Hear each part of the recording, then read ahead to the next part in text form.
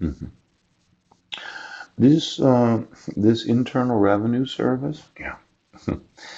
When I document lawsuits and fraud and violating of my rights and kidnapping and suing school districts and all of that, and then removing their financial aid from the Department of Education.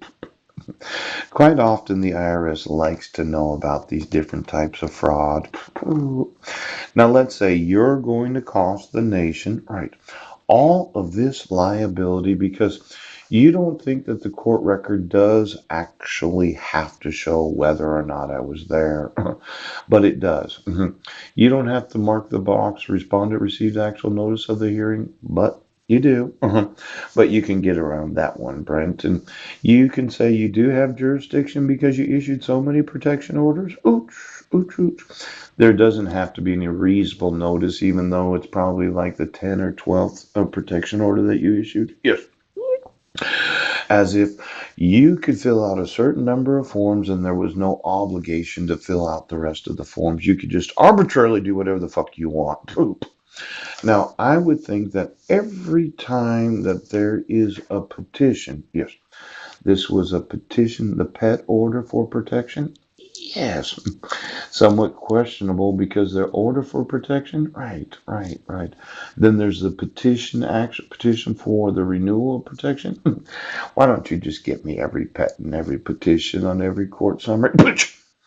Now, when you petition the court, right, there is the other side of the court case, right. Now, usually it's a respondent, quite often. But you could petition the court for a lawsuit. It could be a government agency, a department of the government. It could be the Internal Revenue Service.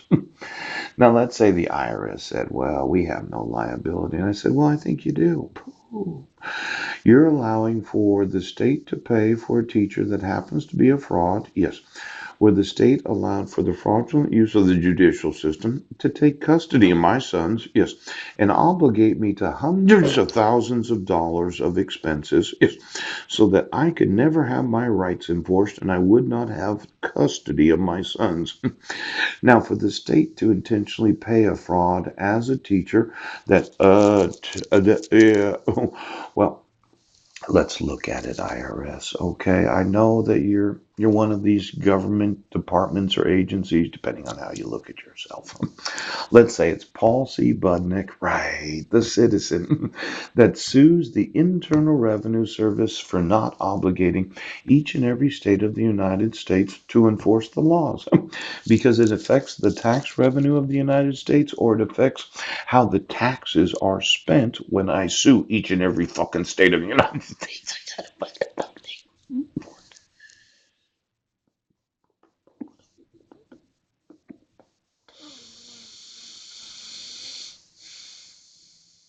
IRS, yeah, Internal Revenue Service. I know you're laughing.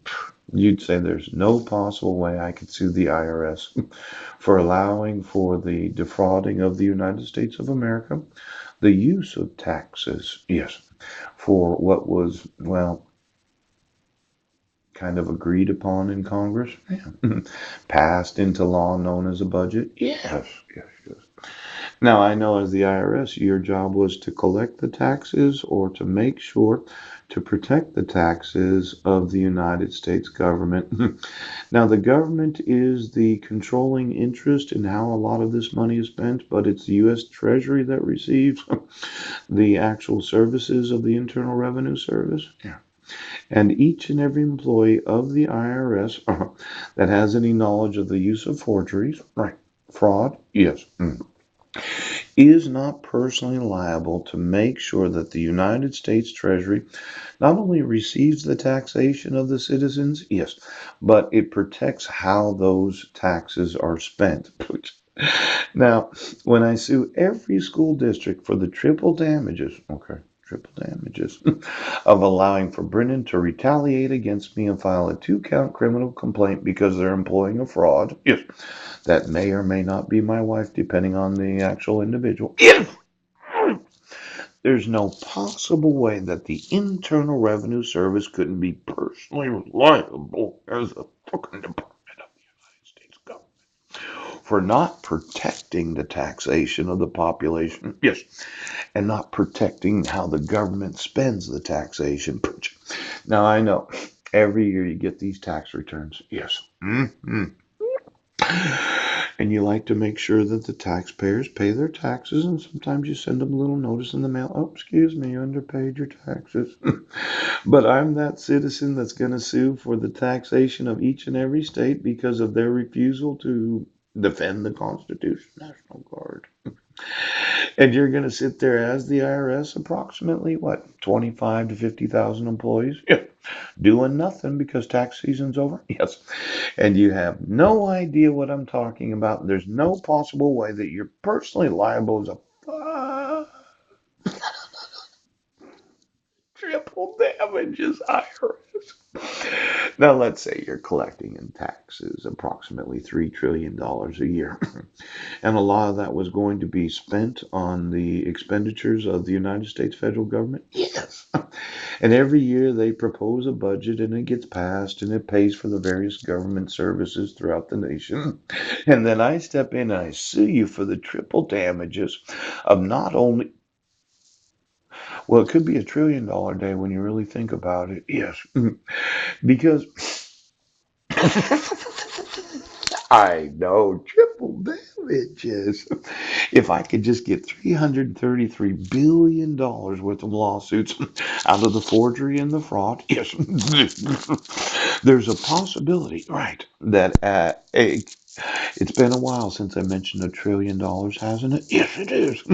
Now, let's say the IRS was personally liable for $1 trillion of damages.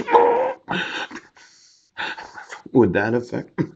I, you're understaffed. Ooch, why don't you get me all the employees and your actual locations? Good for you. Good for you.